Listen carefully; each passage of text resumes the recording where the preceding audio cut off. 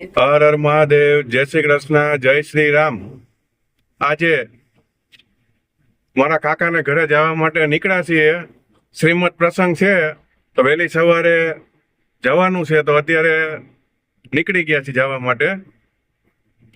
બ્લોગમાં બન્યા રહેજો, આગળનું બતાવશું બધું।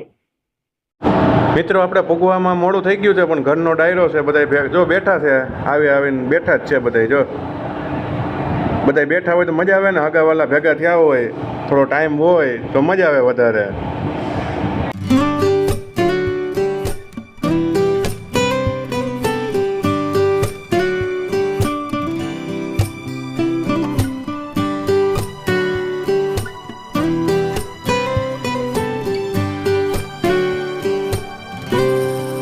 મહેમાનને જમવા બેહાડી દીધા છે।